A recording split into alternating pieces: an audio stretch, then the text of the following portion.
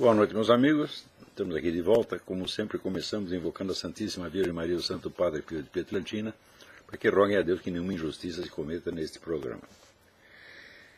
Muito bem, mas uma coisa inteiramente justa é o seguinte: num teste recente feito pela empresa Education First, empresa internacional dedicada a testar alunos do curso secundário, os brasileiros foram rebaixados no nível de proficiência em inglês do nível baixo para o muito baixo, né? Então, não há limite para, né, o progresso vertical do Brasil, né? Agora, o curioso é o seguinte: o curioso é que o responsável por isso, o responsável por todo este fracasso educacional no Brasil, o senhor Fernando Haddad, é um dos prediletos para a Prefeitura de São Paulo. Não é uma coisa maravilhosa? Ou seja, o eleitor brasileiro não junta uma coisa com outra, né? Ele vota baseado em impressões da semana. Ele não quer saber da história dos fulanos, ele não sabe de onde saíram. E, por outro lado, isso prova mais uma vez que o tipo de oposição que esse José Serra move ao PT é perfeitamente ineficiente e foi concebido para ser ineficiente. O Serra, ele é armazém de pancada do PT. Ele só serve para isso, essa é a carreira dele. Tá certo? E aparentemente está satisfeito, né, com isso. Você não pode esquecer que o Lula, anos atrás, ele disse o seguinte: ele disse, olha, eu e o José Serra inauguramos no Brasil um novo estilo de fazer política. Tá certo? E também, quando você sabe que o PT e o PSDB nasceram do mesmo grupo de intelectuais uspianos, você entende que o PSDB tem uma função nesse conjunto. É claro que nem todos os membros, nem todos os militantes, nem todos os líderes do PSDB estão informados disso, né? Então, veja, no Brasil, um político que se interessa pela história do seu próprio partido já é uma exceção extraordinária, né? No Brasil, você querer saber de onde as coisas saíram é considerado um luxo. Tá certo? E até um pedantismo. Onde já se viu você querer saber quem foi que fundou o partido, por que fundou? O que é isso? Está com frescura, rapaz, né? No Brasil, qualquer tentativa de averiguar qualquer coisa é frescura. E por isso acontecem coisas, né, como esse cidadão aqui do município de Quatis, Rio de Janeiro. É um cidadão que tinha um terreno lá, ele tem escritura já centenária, né? O avô, bisavô, tetravô dele morava lá. Ele saiu por um tempo do terreno, quando voltou, disse, não é mais seu, agora aqui é o quilombo. Ele falou, mas nunca teve quilombo aqui, porra. Não tem nenhuma prova que existiu quilombo, e ele tem todas as provas de que ele sempre possuiu a terra. Pior, o seguinte, o sujeito é preto. Hã? Quer dizer, ele podia dizer, eu também sou descendente de escravo. Qual é, porra? Agora você tem escravo classe distinta, né? Tem o escravo preferencial, e é assim, é sempre no meu cu e no vosso não. É sempre assim, porra. Tá vendo? Então, isso é a mesma coisa que lá em Roraima, né? Que tem duas classes de índios. Tem os índios preferenciais, que os índios são... Você chega lá é o seguinte, todo mundo é índio. Você olha, não tem um branco, né? Mas tem uns índios que recebem subsídio, terra, implementos agrícolas, etc, etc. E tem os outros índios que só tomam no cu. É divisão trabalho, porra, né? Então, veja, alguém me lembra aqui a seguinte coisa. Deixa eu ler aqui para vocês. É muito interessante isso aqui, hein?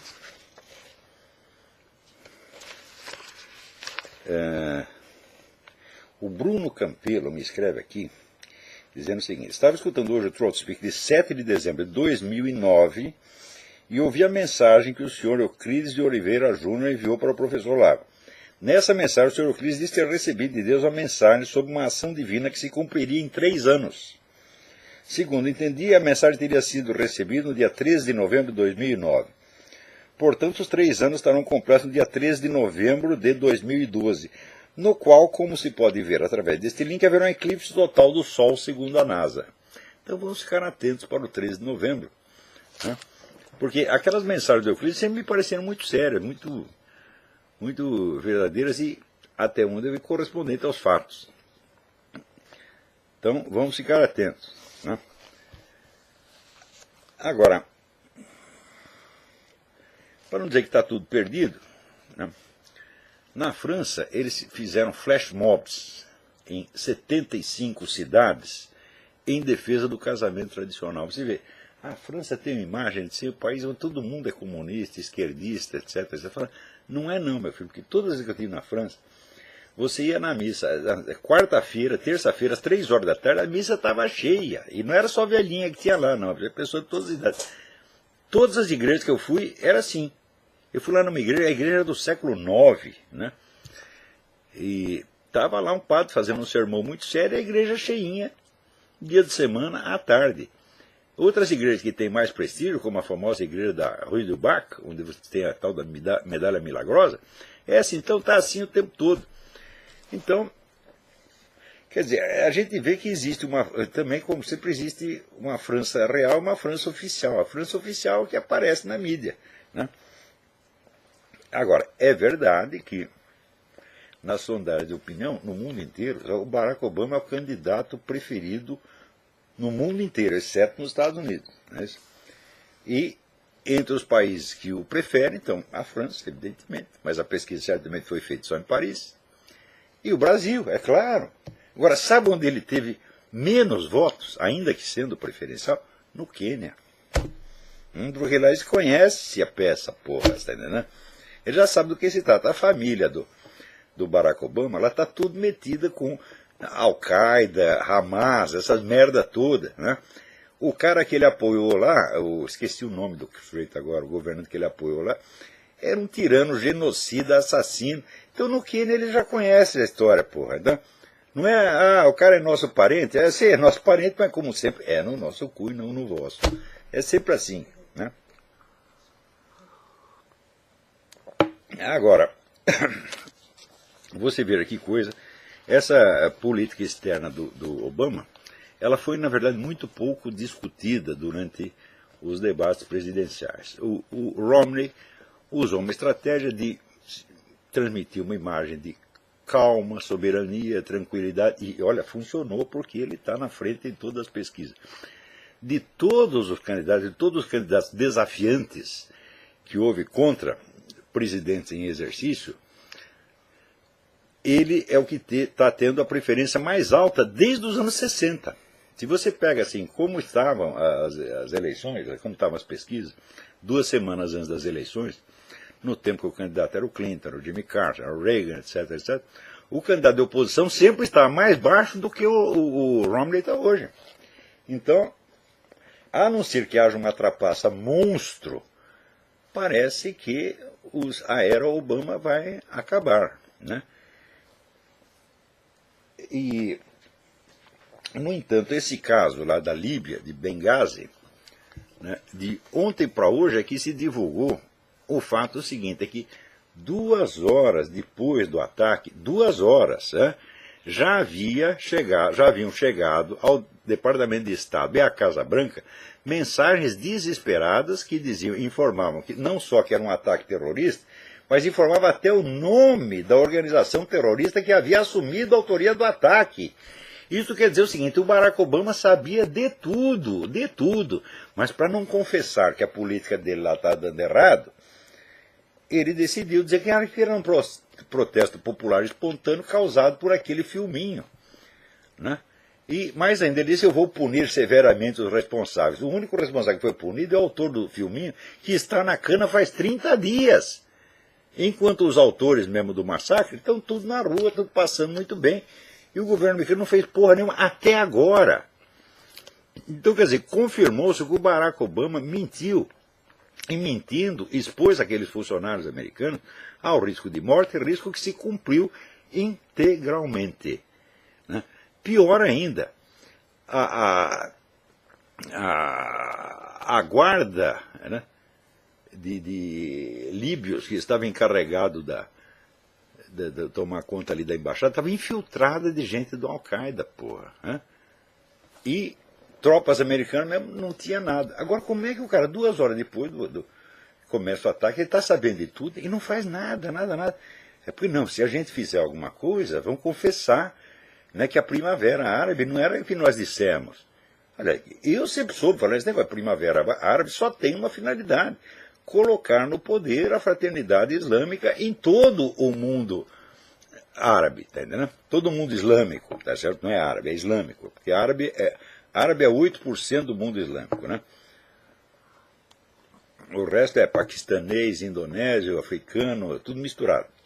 Então, o objetivo deles é, evidentemente, tomar conta de todo mundo islâmico. E o objetivo do Barack Obama foi ajudá-los a fazer isso. Essa história de dizer que vamos implantar a democracia, eu digo, porra, é só você ver qual é os escritos do Said Qutb que inspiram a fraternidade islâmica. Fala, vai ver onde ele prega a democracia. E parte alguma. O que ele prega, vamos dizer, é um governo islâmico draconiano, tá certo? Que reprime completamente, vamos dizer, as minorias adversas, é isso que ele quer, é a dominação total. Então o programa da fraternidade islâmica é mais do que conhecido, e é temido até dentro do próprio mundo islâmico, meu Deus do céu. E esse pessoal que o Barack Obama está cortejando e alimentando com o dinheiro dos contribuintes. Mais ainda, saiu outro dia aqui uma lista das pessoas ligadas a organizações terroristas radicais islâmicas que estiveram visitando o seu Barack Obama na Casa Branca. Quer dizer, eles tinham assim, portas abertas, centenas e centenas e centenas. Só agora que está aparecendo, veja você. É? Então, o que essa gente fez lá? O que eles conversaram com o Barack Obama? Falaram, ninguém sabe. Né? Então, isso quer dizer que as preferências do Barack Obama e para quem ele trabalha é uma coisa tão óbvia. Também não poderia ser de outra maneira, porque vocês viram, saiu no Wordnet dele o anel que o sujeito usa.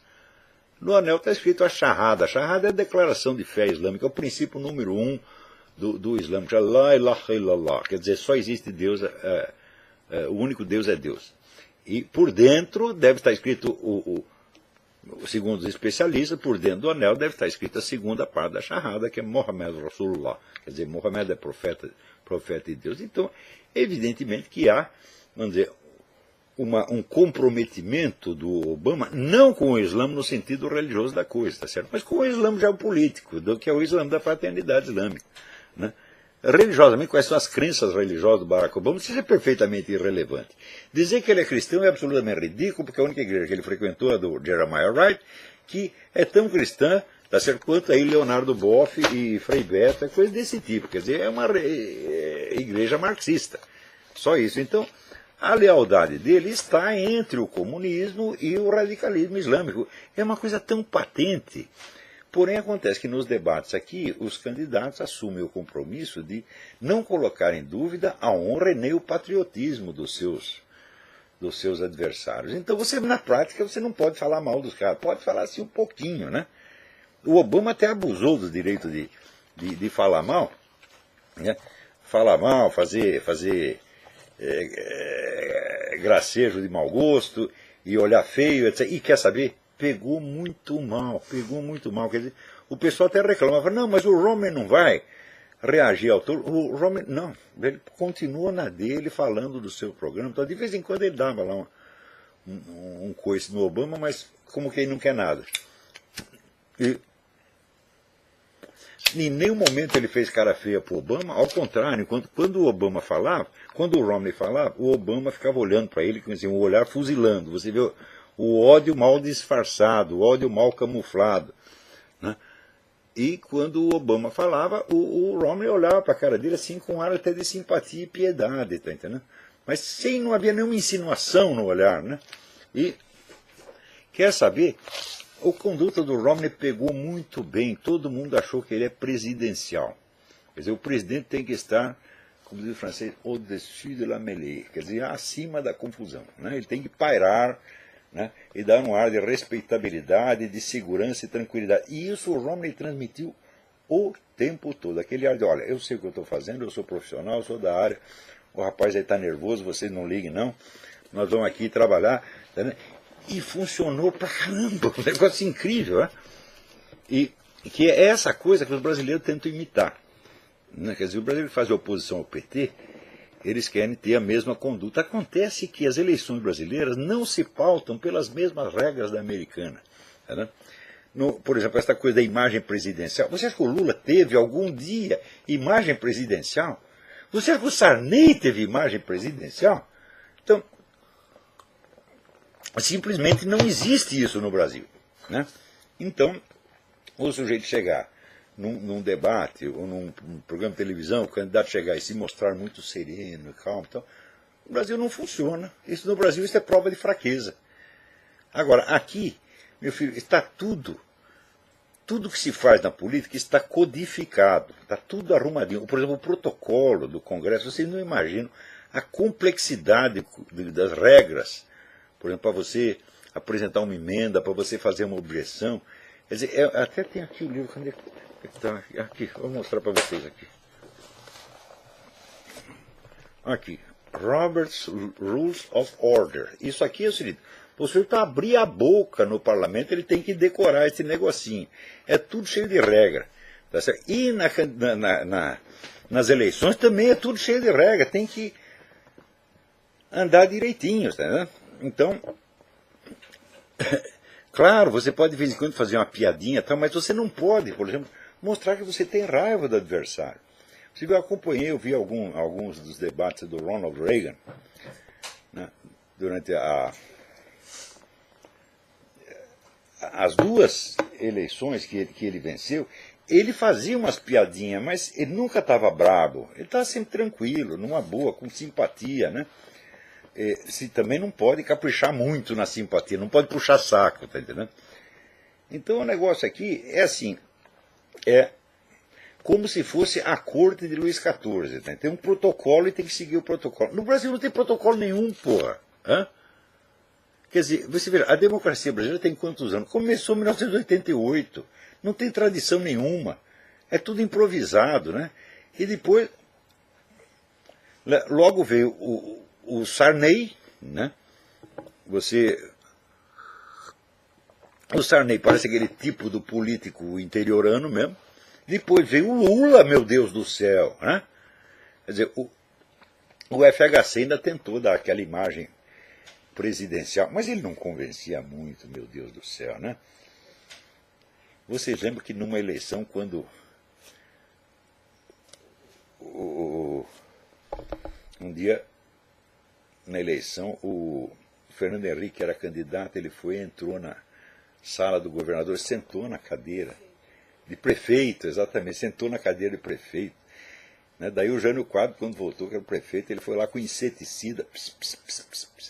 Imagina o sujeito fazer uma coisa dessa nos Estados Unidos. O sujeito sentou na cadeira do prefeito antes de ser prefeito, não pode. E o outro desinfetou com inseticida, também não pode.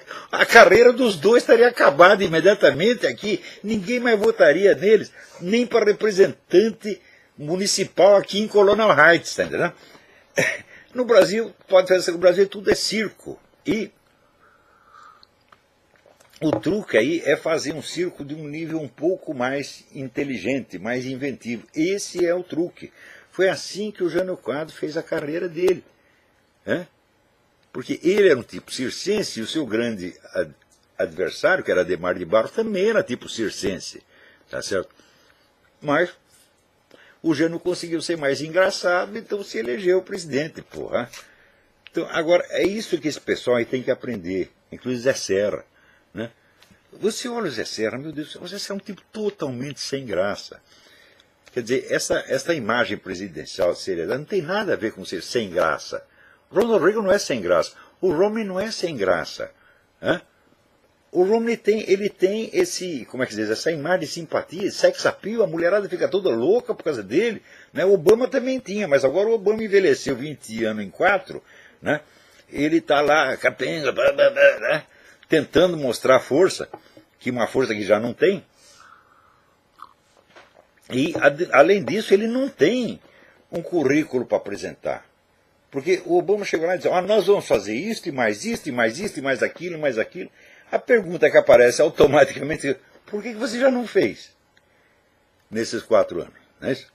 E depois as gozações que ele fez eram todas gozações muito sarcásticas, muito cínicas. Né? Quando, por exemplo, o Romney disse que estava faltando navios na Marinha Americana, ele disse, não, também estão faltando cavalos e baionetas. Como que ele diz, navio está ultrapassado. Não é isso? E o pessoal militar ficou tudo ofendido com isso. Quer dizer que navio é a mesma coisa que cavalo e baioneta, meu filho? Né? Quer dizer, o Obama já não tem muito prestígio com os militares. Falando nisto, falando em militares, você vê o esforço do governo para cortar o orçamento militar, forçar o negócio de gaysismo nas Forças Armadas, tá certo? E, além disso, desmoralizar mesmo as Forças Armadas com declarações que o Obama andou fazendo por aí, como, por exemplo, os Estados Unidos, eles ditam, né, o destino dos outros países e tal. Bom, as Forças Armadas o ambiente das Forças Armadas foi deteriorando, e hoje em dia, meu filho, você tem mais suicídios nas Forças Armadas, morre mais gente de suicídio do que morre no Afeganistão. Os caras estão com os sacos tão cheios, eles não têm mais perspectiva. Quer dizer, outra coisa, aumentou formidavelmente o número de estupros, que antes era raridade nas Forças Armadas. Agora liberou um negócio gaysista lá, começou uma onda de estupros héteros e homos, quer dizer, virou bagunça. Então o cara que está lá faz 20 anos, entendeu? Que apostou a sua vida naquilo, e a gente sabe aqui a que ponto o americano, não o militar, todo mundo aqui é patriota, o milico é 100 vezes mais patriota. Né? E você vê também na sociedade, o respeito que essa sociedade tem pelas Forças Armadas é uma coisa extraordinária. Todo lugar que você vai, tem aqui desconto para militar, no restaurante, no posto de gasolina, loja de roupa, loja de sapato, todo lugar desconto para militar. O pessoal aqui, quando fica sabendo, né? Outro dia mesmo, meu filho se apresentou, eu estou nos Marines, daí o cara, um velhinho, então, parabéns pelo serviço que você está prestando à nossa pátria. Então, todo mundo faz assim, né? Então, o pessoal está acostumado, os milicos estão acostumados a ser honrados. De repente, bicho, ele vê a profissão deteriorando, né? Sendo sucateada e aviltada, e vê agora o que eu vou fazer. Eu estou aqui faz 20 anos, não sei fazer outra coisa, para onde que eu vou? Eu vou estourar uns miolos. Né? Então, isso aí tudo vai para a conta do seu Obama. Tá, e agora, fala em Obama, apareceu na televisão o Donald Trump dizendo a coisa mais óbvia do mundo. Olha aqui, se o senhor apresentar os seus documentos, isso é, os seus passaportes, o seu histórico escolar, os seus registros médicos, tudo que o senhor escondeu, não só na campanha de 2008, como escondeu durante toda a sua gestão, se eu apresentar agora, eu darei 5 milhões de dólares para qualquer organização de caridade que o senhor indique. Pode ser a Associação do Câncer, contra o AIDS, o Raicopar, para onde o senhor quiser, que vai render para a sua candidatura, evidentemente. Então, ele lançou esse desafio, e é claro que não haverá resposta, porque o Obama não pode mostrar esses documentos. Ele não pode por 2 motivos. Primeiro, passaporte. Ele fez uma viagem para a Indonésia no tempo em que o ingresso de americanos nesse país era proibido. Então a pergunta, com que passaporte ele entrou na Indonésia, porra? Então tem um passaporte estrangeiro por aí. E se ele tem um passaporte estrangeiro, então ele tem nacionalidade estrangeira. Né? Mesmo tendo nascido nos Estados Unidos, ele tem uma segunda nacionalidade, o que é proibido. O presidente americano não pode ter 2 nacionalidades. Não importa onde ele nasceu. Se ele pegou uma nacionalidade indonésia, ou paquistanesa, ou brasileira, ou do Raikoparta, ele já não pode ser presidente. Com relação ao histórico escolar, ele não pode mostrar por quê? Porque ele entrou no Occidental College como estudante estrangeiro para pegar a bolsa. Então, das duas, ou ele é estrangeiro mesmo, ou ele falsificou documento para pegar a bolsa. Nos 2 casos ele está ferrado, então ele não pode mostrar documento nenhum. Aquela porra da certidão de nascimento é essa, então nem se fala. Se tem uma coisa que foi averiguada, provada, testada e confirmada, é que a certidão de nascimento do seu Barack Obama foi falsificada. Não adianta dizer que é teoria da conspiração, não adianta fazer piadinha, tá certo? Porque os fatos são os fatos e algum dia isto vai aparecer. Você vê que a postura do Barack Obama durante esses debates é a de quem está defendendo mais do que uma carreira política, ele está defendendo o próprio cu. Porque se ele cai da presidência, ele não terá mais o aparato presidencial para defendê-lo contra investigações, porra. Né? Que é exatamente, aliás, até eu vou ler aqui o que eu escrevi. Né? Para vocês, deve sair no Diário do Comércio amanhã. Chama-se o maior dos perigos. Tudo na vida de uma democracia depende do seguinte: os cidadãos deixam-se mais facilmente persuadir por provas e documentos ou por um sorriso sarcástico de superioridade vagamente atemorizante. O sucesso de Barack Hussein Obama nos Estados Unidos, bem como o do Foro de São Paulo na América Latina, deveu-se inteiramente ao predomínio da segunda hipótese. Quer dizer, pelo menos no Brasil, todo mundo sabe que é assim. Você vem com uma pilha de provas, documentos, etc, etc, etc. Daí o outro faz assim, ha, ha, ha. Pronto, ganhou a discussão. Quer dizer, a afetação de superioridade convence a plateia. Por quê? É tudo um bando de cagão. Né? O brasileiro, ele é, assim, no fundo, o brasileiro é tímido. E é um carente afetivo. Ele precisa de aprovação, coitadinho. Né? Então, quando aparece alguém que bota a banca para cima dele, ele sempre acha melhor puxar o saco do cara, para dizer, não, esse cara deve ser importante. Né? É que nem na Romênia, depois de 30 anos de comunismo, você gritava com o romeno, ele obedecia já. Eu vi isso, porra. Né? Então no cinema não tinha lugar. Apareceu 2 cadeiras imediatamente. Por quê? Ela pensou, esse cara deve ser da KGB. Hã? Como é que chamava? La Securitate. A Securitate é a KGB romena. Esse cara deve ser da Securitate. E no Brasil não teve comunismo, mas você teve 100 anos de insegurança. Aliás, esse negócio já veio de Portugal, porque Portugal é um negocinho desse tamanho, que era assim, um dia aquilo era ocupado pelos muçulmanos. Então os muçulmanos mandavam. No dia seguinte, via a tropa cristã, botava os muçulmanos para correr, agora os cristãos que mandam. No dia seguinte, voltava os muçulmanos. Então o português, ali no meio, levando porrada, ele disse, bom, agora o que eu vou fazer? Eu vou obedecer todo mundo. Né? Então daí aconteceu aquele negócio. Né? Quando a Espanha invadiu Portugal, veio lá aquele exército monstruoso, né? Chefiado pelo Conde Duque de Olivares, e na fronteira tinha uma ponte, e na ponte estava um pastorzinho de cabras.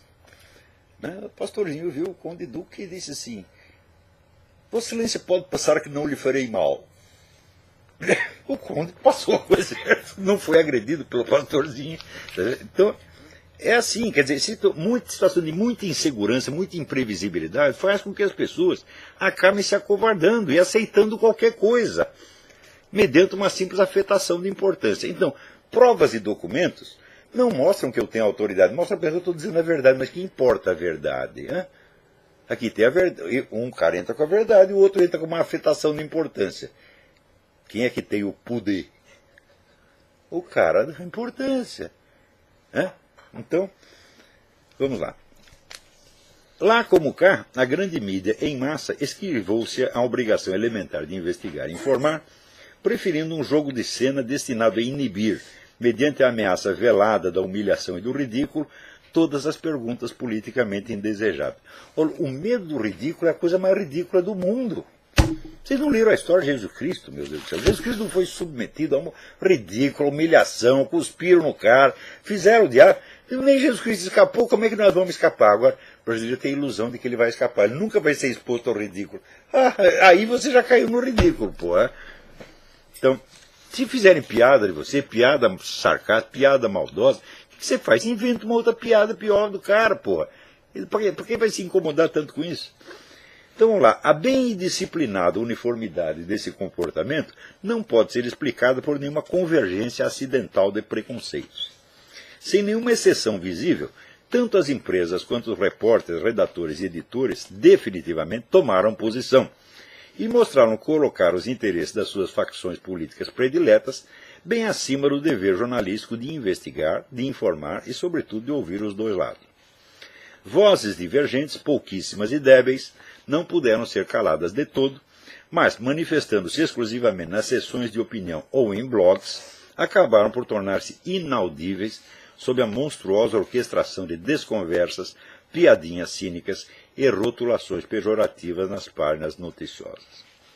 Poucos fatos na história foram jamais tão bem averiguados, testados e provados quanto a falsidade documental do presidente americano e o esquema de dominação continental do Foro de São Paulo, no qual se irmanam, como sempre na estratégia comunista, organizações criminosas e partidos nominalmente legais, tornados assim eles próprios criminosos. Por isso mesmo, ambos esses fatos foram sistematicamente suprimidos do noticiário por tempo suficiente para que os beneficiários da cortina de silêncio alcançassem, sob a proteção dela, seus objetivos mais ambiciosos. O Foro de São Paulo já dominou metade do continente e o seu Barack Obama já está na presidência faz 4 anos. Né? E justamente por serem certos e irrefutáveis, é que não foram impugnados mediante uma discussão franca e aberta, mas sonegados ou minimizados sumariamente por meio de caretas de desprezo, afetações de certeza olímpica e zombarias subginasianas. A mais vasta, organizada e abjeta pantomima que já se viu no mundo. Tem gente que participou dessa pantomima não por motivo ideológico, mas só para se fazer importante. Isso é o Rodrigo Constantino, por exemplo. Ele diz, esse Orlando tem teoria da conspiração do Foro de São Paulo. Por que faz? Porque é esquerdista? Não, mas porque é puxa-saco. Ele quer parecer bonitinho, ele quer parecer bom menino, a mentalidade dominante da mídia. Então, pode rir, rapaz, pode rir o quanto quiser, que você vai ver que vai ser no seu cu, não no meu. Né? Então, você pensa que você falando isso, os caras vão te perdoar? Né? Depois de tudo que você falou contra o comunismo, contra Cuba, não adianta puxar saco, rapaz.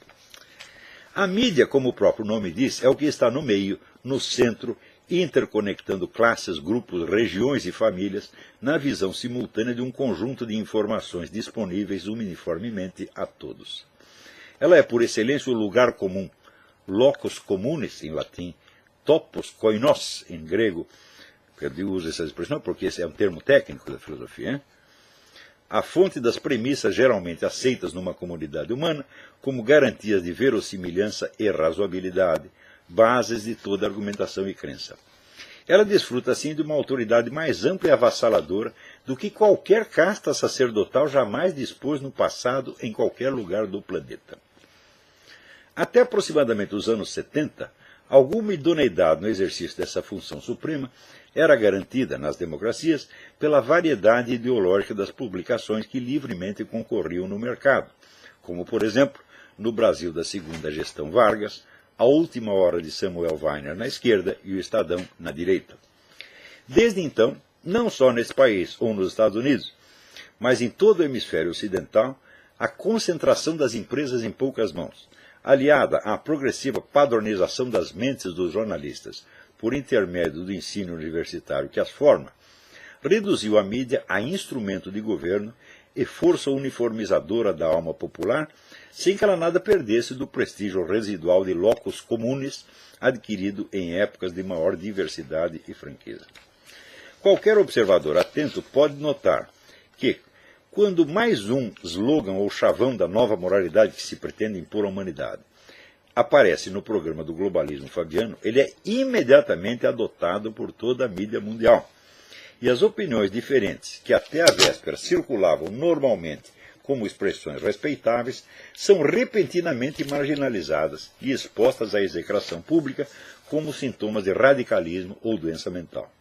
Hoje basta você ser contra o aborto para tornar-se imediatamente suspeito de nazismo ou de intenções terroristas. A velocidade crescente com que as ideias mais extravagantes e incongruentes se impõem do dia para a noite como padrões obrigatórios de normalidade anuncia para breve a extinção de toda a possibilidade de debate franco sobre o que quer que seja. Não é preciso dizer que essas ideias são criações de mentes psicopáticas e, como contrariam a experiência real mais direta e óbvia, resultam, quando se arraigam na linguagem corrente e exorcizam toda a veleidade de pensamento alternativo, em espalhar por toda a sociedade o fingimento histérico como norma de comportamento e padrão formativo das personalidades, trazendo como consequência inevitável o embrutecimento da consciência moral e a disseminação das condutas criminosas. Também não é preciso dizer que o caos decorrente é em seguida reaproveitado como pretexto para a imposição de novas normas ainda mais psicopáticas e destrutivas. Por isso, Daniel Greenfield foi até eufemístico quando, escrevendo no Front Page Magazine de David Horowitz, afirmou que a grande mídia é hoje, aspas, a maior ameaça à integridade do processo político, fecha aspas. Ela tornou-se, isso sim, uma ameaça à inteligência, à civilização, a toda a espécie humana. Onde quer que se aplique esse tipo de de mentira uniforme, tá certo? Inibindo a discussão, tá certo? Ou seja, não se trata da repressão policial direta. A repressão policial direta, todo mundo sabe o que está acontecendo. Agora, num caso desse, não, você simula uma liberdade, uma variedade, etc., ao mesmo tempo em que você, no fundo, você está reprimindo todo mundo. Então, a ambiguidade da situação desorienta as pessoas, destrambelha as consciências. Resultado, todas as normas morais vão para as cucuias e a criminalidade naturalmente aumenta. Neste último ano aqui nos Estados Unidos, o último ano da gestão Obama, o número de crimes violentos aumentou 18%. No Brasil, então, desde que começou esta coisa, nem se fala. A relação entre uma coisa e outra é uma coisa tão fácil de comprovar, tá certo? Mas, no Brasil, não tem mais cientistas sociais. Cientista social no Brasil é feito só para fazer propaganda política, tá entendendo? Então, tem alguns até que não fazem propaganda comunista. Fazem propaganda até liberal, mas é propaganda. Agora, os grandes temas mesmo não são estudados no Brasil. Né? Quer dizer, quando me mostram algum trabalho decente de ciência social, de história no Brasil, eu falo, bom, são trabalhos universitários, respeitados, mas não são sobre temas fundamentais. São sobre coisas de 60, 70 anos atrás, coisas de interesse meramente escolar. Ou seja, pegar a mão na massa mesmo ninguém pega. Né?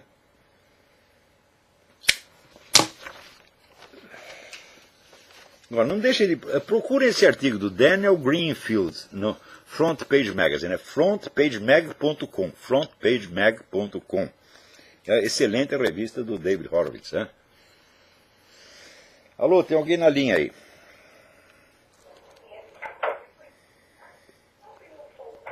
Alô, quem é?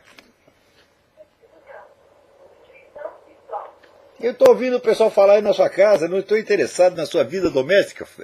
Diga algo ou cale-se para sempre. Fudeu. Desliga.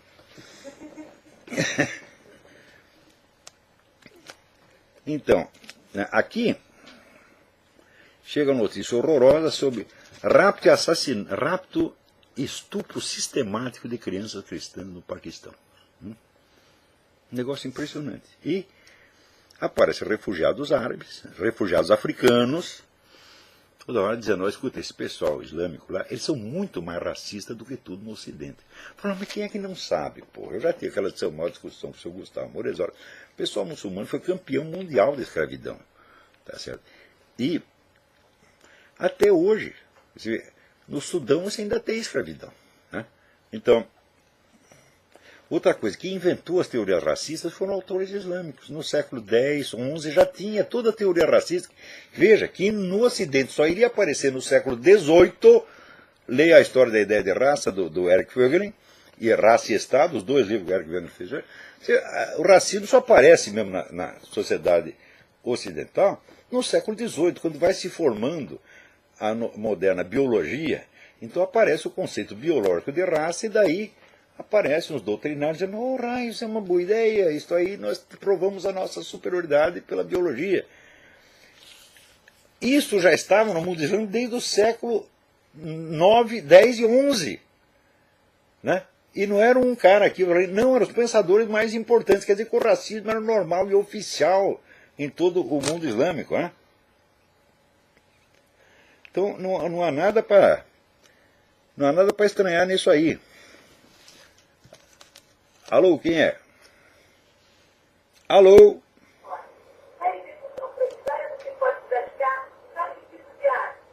Mas quem está falando aí, porra? Hã? O cara que telefone não fala, não, mas tem alguém falando pelas costas dele. Deve ser a mãe dele dando uma bronca nele. Hã? Peraí, tem mais gente. Alô, quem é? Professor Olavo. Sim, quem é? Aqui o senhor Alfred Alfred Schmidt, tudo bem? Escuta, Olavo, eu queria escutar sua opinião em relação àquela ideia do professor Nivaldo Cordeiro, que ele afirma que o apoio tácito do exército brasileiro deve ser aquela proposta maluca do PT de tornar Brasília o centro do império brasileiro e na América do Sul, com a ajuda, naturalmente, das Farc. Não sei se o exército é tão ingênuo em comprar essa ideia. O que o senhor opina? Olha, eu não sei se é ingênuo, mas eu sei que brasileiro, apaisano ou fardado, hoje em dia é todo mundo cagão. E quanto mais se ferra, mais se vangloria. Como diz aqui o nosso amigo Maurício, o brasileiro é o tipo que quando leva no cu ainda sai contando vantagens. Assim, peidei no pau dele. É assim a dura realidade, porra. Então os militares estão sendo aviltados, humilhados, acusados de coisas que fizeram e que não fizeram, tá certo? E ainda fica procurando acordo com o PT, porque o PT diz, não, nós vamos aqui fazer o Brasil grande, o Brasil vai ser o centro, né, do Império Continental, né? E daí nós vamos ser que nem exército de Napoleão Bonaparte, nós vamos dominar tudo isso. E pô, é capaz de ter algum tenente, subtenente, até capitão, coronel, que acha isso lindo, fica de pau duro com a proposta do imperialismo brasileiro, porra. Idiota tem em toda parte, fardado a paisana, porra. Olha, eu já escrevi o seguinte, escrevi depoimento que eu digo, eu só vi patriotismo no Brasil entre as Forças Armadas. Isso é verdade. Só lá tem patriota. Tá certo? E fora não, se viu, aqui nos Estados Unidos você vê um tremendo respeito pelos símbolos nacionais, pela história nacional, todo mundo lê a história nacional, lê os escritos de Thomas Jefferson, as cartas de George Washington, fala daquilo com uma devoção que no Brasil o pessoal esculhamba tudo. Veja, quem fundou o Brasil? Quem fundou o Brasil foi Dom João VI. E o único filme que tem sobre Dom João VI é uma caricatura monstruosa. O único que jamais fizeram sobre o fundador do país. Então você imagina, o patriotismo do brasileiro ao contrário, o patriotismo de masoquista. Tá certo? Então, no Brasil, tudo quanto é loucura é possível. Né? Então, com uma careta ameaçadora, com um sorriso sarcástico, chega lá um deputadinho do PT, faz uma piadinha sarcástica do Milico, o Milico se encolhe e cai de quatro, porra, cai de joelho. Eu já vi isso acontecer, porra. O senhor acha que o alto comando vai admitir essa ideia das FARC? Das FARC, naturalmente, para tudo isso precisa das FARC. Para tentar as esquerdistas. Se é para dominar o continente, se é para dominar o continente, sem a ajuda das FARC, ninguém vai dominar nada. Agora, o problema não é dominar, o problema é que regime será implantado aí, porque é o socialismo continental. Então, você não esqueça que a milicada brasileira, tá certo? Nos últimos 10 ou 15 anos, adquiriu a mentalidade de funcionário público. Então, como está, vamos dizer, já está tudo aí trabalhando para o governo. Eles não entendem que eles trabalham não entendem mais que eles trabalham para a pátria e não para o governo. É uma distinção que está ficando cada vez mais sutil. Porque você veja, por que a classe militar brasileira nunca reagiu contra a calúnia e difamação? Eu vivia dizendo, eu fazia conferências no Clube Militar, no Rio de Janeiro, e em toda parte, na Escola Militar, Escola de Comando de Estado-Maior, Escola Naval, dizendo o seguinte, quando espalharem mentira contra as Forças Armadas, você tem que reagir judicialmente, tem que pôr o filho da puta na cadeia. Os caras o que faziam? Não faziam isso, soltavam uma notinha oficial que nem a mãe deles lia. Então, como dizia o Donald Rumsfeld, a fraqueza atrai a agressividade. Você mostra que está fraco, você vai apanhar. Aliás, o conselho que eu já dei para o pessoal do Opus Dei. Essa semana apareceu aquele tal de Cabrini, falando que o Opus Dei é uma seita secreta, uma organização assassina que mata pessoas, que faz contrabando, faz isso, faz aquilo. Aqui, turminha do Opus Dei, não venham dizer que vocês estão au-dessus de la mêlée, que vocês são inatingíveis. Não, vocês foram atingidos bem no cu, levaram um pontapé, são humilhados, levaram cuspida na cara. E se vocês não reagirem, isso vai piorar. Eu não estou falando porque eu sou contra vocês, não, eu sou seu amigo. Né? Agora, amigo dá um conselho franco, está entendendo? Não vai ficar alisando vocês e dizendo, não, sejam superiores, não liguem para isso que vem debaixo do meatinho. Que hora quem fala que vem debaixo do meatinho nunca sentou no formigueiro, porra. Né? Então, nunca levou o pé no saco, porque no saco, por definição, vem de baixo. Né? E, Muito obrigado, professor. então, obrigado pela sua pergunta. Agora aqui, veja, eu vou tentar ler para vocês um negócio maravilhoso que aconteceu aqui. Olha aqui. É um artigo que eu também mandei, chama A Era dos Masturbadores. Noticiando o sucesso de um filme recente sobre a invenção do vibrador elétrico, o UOL informa a seus leitores com candura admirável que o referido utensílio, aspas, contribuiu para a independência sexual das mulheres, fecha aspas.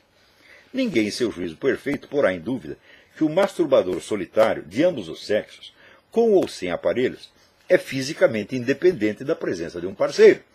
Isso é assim, como direi, por definição. O que chama a atenção no texto do UOL é que ele dá essa obviedade banal à acepção positiva de um passo histórico em direção à liberdade das mulheres, sem notar que, pelo mesmo raciocínio, as vaginas de borracha e as bonecas infláveis devem ter exercido idêntico influxo libertador sobre a parcela masculina da espécie humana. A perfeição da liberdade, nessa perspectiva, será alcançada quando homens e mulheres, separados e fechados nos seus respectivos quartos ou banheiros, se entregarem às delícias da intimidade romântica com objetos industriais comprados em sex shops. Nem vejo motivo para que tão paradisíaco estado de coisas não se estenda também aos homossexuais, de modo que as mulheres que se livraram dos homens se livrem também de outras mulheres, e os homens de outros homens. Os encontros românticos serão combinados, então, na seguinte base. Eu não a procuro, você não me telefona, quem acordar primeiro volta a dormir e quem chegar primeiro vai embora. O redator do UOL poderá jurar que foi apenas um lapsus linguae, uma frase infeliz. Pode ser.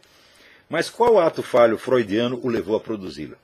Foi, sem dúvida, a confusão, hoje em dia endêmica, entre sexo e sensação orgásmica. A relação sexual, na plenitude do termo, só se perfaz no contato entre a mucosa de um pênis e a de uma vagina no interior desta última. Acrescentando mais um elo a uma cadeia genética que vem desde o princípio dos tempos, esse ato transfigura dois seres humanos em agentes criadores na história da espécie biológica e traz consigo implicações bioquímicas e até alquímicas que lhe dão literalmente um sentido cósmico. As emoções profundas do ato sexual têm aí a sua raiz primeira, e amputadas dela, reduzem-se a nada mais que um teatro mental, ora mais, ora menos sofisticado. O orgasmo solitário é uma sensação subjetiva, experimentada num corpo isolado, que, na melhor das hipóteses, pode imitar em fantasia as glórias da relação sexual plena, sem se aproximar delas, senão no sentido em que um signo indica a coisa significada. O mesmo aplica-se mutatis mutandis a qualquer relação sexual que bloqueie propositadamente a possibilidade da reprodução. Eu seria o último a desejar fazer aqui um discurso moralista contra essas variações, mas na estrita realidade dos fatos, todas elas só são sexo em sentido figurado, subjetivo e lúdico, isolado artificialmente da realidade cosmobiológica que o embasa, assim como o gosto de um alimento pode ser imitado com perfeição por um simulacro sem função nutritiva. Acontece que, na nossa época, a maioria das pessoas jovens só teve contato íntimo com o sexo oposto por meio de uma película de látex, concebida precisamente para reduzir o ato sexual à sua sensação subjetiva, isolando-o do seu substrato bioquímico e cósmico. É, por assim dizer, o sexo abstrato, seletivamente recortado para que os seus aspectos sociais e lúdicos prevaleçam sobre a realidade substantiva da condição sexuada. No sexo assim vivenciado, a presença ou ausência de um parceiro se torna mera conveniência de momento ou, na perspectiva do UOL, uma casualidade irrelevante. Todas as relações sexuais reduziram-se, no fim das contas, à masturbação, e o advento de gadgets que a facilitam se torna uma compensação mais que suficiente para a falta de parceiros. Quando Karl Kraus disse que, aspas, às vezes a mulher chega até a ser um substitutivo satisfatório da masturbação, fecha aspas, não imaginava que em poucas décadas a piada se transmutaria em realidade universal. Mas o que são esses gadgets em comparação com a internet? O grosso da circulação na rede constitui-se de exibições erótico-pornográficas que dispensam o masturbador solitário até mesmo de qualquer esforço imaginativo. Os parceiros já não estão separados por uma película de látex, nem mesmo por uma mera diferença de zona postal, mas por distâncias transcontinentais só transpostas por sinais eletrônicos. É natural que, nesse quadro, o senso da relação sexual concreta desapareça e a palavra sexo passe a significar qualquer coisa que facilite o acesso às sensações orgásmicas. Que semelhante processo venha acompanhado da infantilização das massas não é mera coincidência. A origem dessas confusões está ligada, evidentemente,